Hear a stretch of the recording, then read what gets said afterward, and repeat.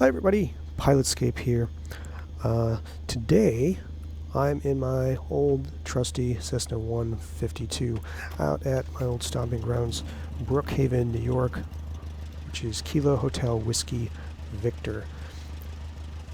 I love this plane. It's incredibly simple. There's nothing to it. It's like riding a bike.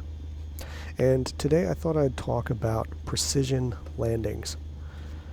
So back in college, I used to be part of a group called NIFA, which is the National Intercollegiate Flight Association, which is various different schools that participate competing with one another with precision flight events, ground events, flight events, all kinds of different events that are designed for pilots and student pilots, aviation enthusiasts, and people studying aviation in college to hone and perfect their piloting abilities. And one of the events that we did was the power off precision landings. And in this particular event, it's very similar, if not almost identical, to a private pilot power off 180, where you have to pull the power at the beam point and then glide the aircraft onto the runway and touch down in a general area on the runway. But in this particular event, you have to touch down on a very, very specific line that is chalked onto the runway, and you cannot touch down before the line, and you want to try to touch down as close thereafter the line as possible. And the other constraints of this particular event are things like you have to maintain runway alignment, so you cannot stray from one side of the center line of the runway or to the other. You cannot add any power past the beam point. So at the beam point, you have to have complete idle power. You have to have a box pattern, so you cannot just round out your base or final or any of those things to get more altitude or to do any of those things. You cannot slip the aircraft or do S-turns or dives or floats or any other things to try to save a landing. You have to purely use the length of your base and the configuration of the flaps as a means to get the aircraft on that aiming point exactly. So when you touch down, you also have to be in a full stalling attitude, touch down on the main gears, and you cannot have a tail strike. Obviously, that would be a disqualification. And there's no real reason why you should ever have a tail strike, because you should never be that slow, and you definitely shouldn't be jerking the yoke around at that low of altitude, which might cause something like that. So it's a fairly strict type of competition, and the person who can get the closest to the line without getting disqualified or any other problems associated with the pattern and their approach and all that other stuff, they are the winner. And they also have runner-ups and all that other stuff. So I thought I'd come out here to Brookhaven and just go over all of this stuff and just maybe give some advice to people who are simming or things of that nature. One thing also I want to mention too is that the stuff that I talk about here is not actual flight training. I'm not a flight instructor, I'm a commercial pilot, and if you are a student pilot or someone of that in that situation, listen to your flight instructor. If something I say makes sense, maybe you could talk to them about it, but definitely don't take what I'm saying as flight instruction. Talk to your flight instructor, and if your instructor is okay with it, then that's one thing, but don't just take my word for it. If you're just learning to fly on the sim, maybe something I say could help. Who knows? So, all right, let's go ahead and take this thing off.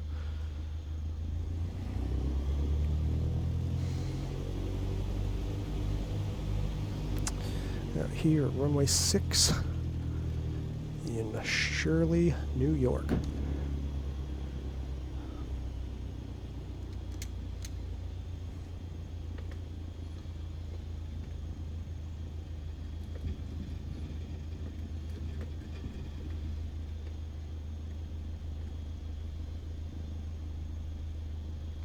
Okay, lined up. Runway 6 on the heading indicator. Power full. Power's good. Airspeed is alive. And we're going to pitch for BY 65 knots.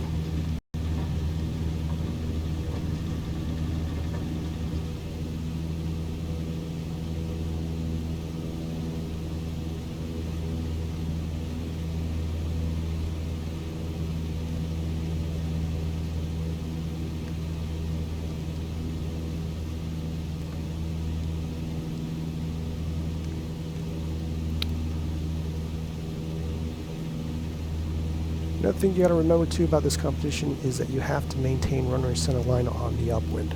So I don't really have the ability to look behind me very well in this simulator, but in real life you have to be constantly looking behind you to make sure you are not straying one side of the runway to the other. You have to maintain runway alignment even all the way out on the upwind. It's 800 feet, so we're going to turn crosswind.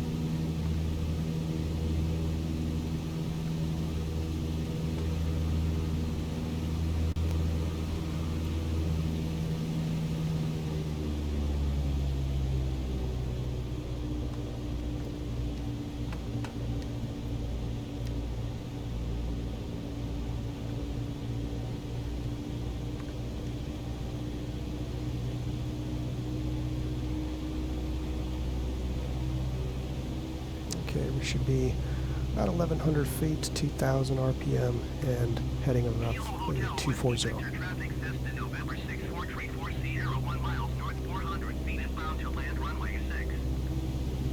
Okay, hopefully he'll be out of my way by the time I get there. But doesn't matter if he's not. Alright, so now that we're on downwind, I'm going to really quickly pause it and talk. Alright, so this is going to be our aiming point. This is a hold short line for runway 15, and I thought to myself, well, this is actually a really good spot to aim for. Perfect. Okay, so once we get to that spot, abeam that spot, we have to take the power and move it to idle, and the power cannot come back on for the entirety of the base and final leg. So here we go.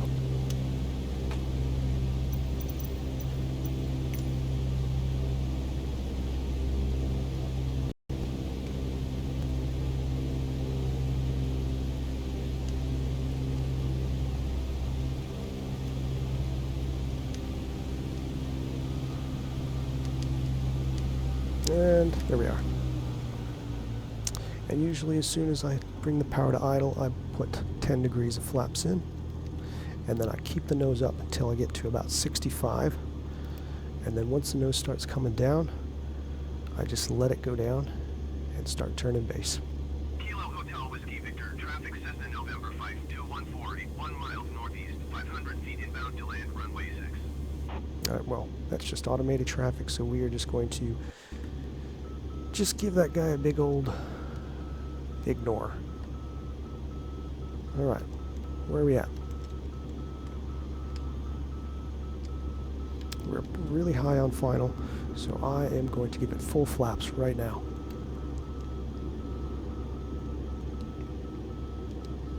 And we are way off. Okay, so this is not going to work. Not going to work at all. Going around.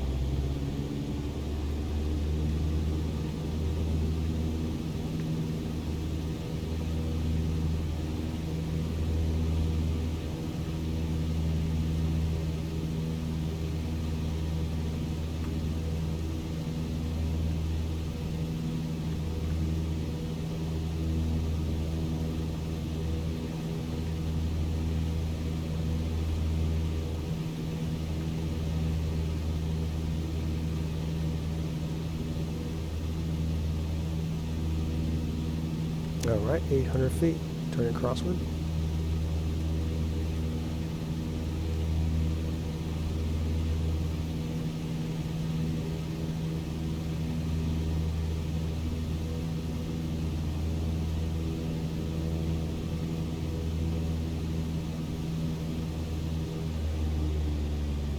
1100 feet. Car repeats.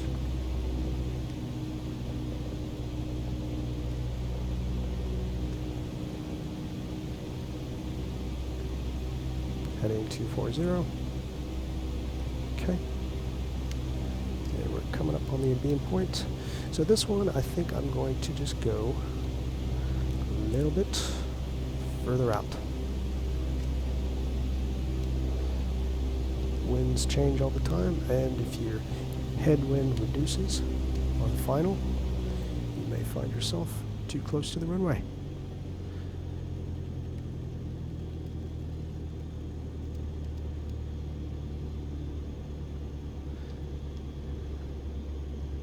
And in this particular event, just like in real life, if you go around, you are in a far better situation in everybody's eyes than if you try to salvage a terrible approach.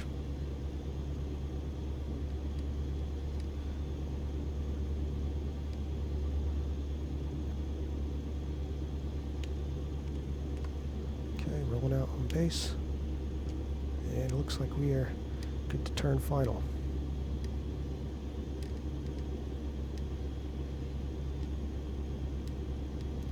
I'm just going to keep one notch of flaps in for the time being because I am way low.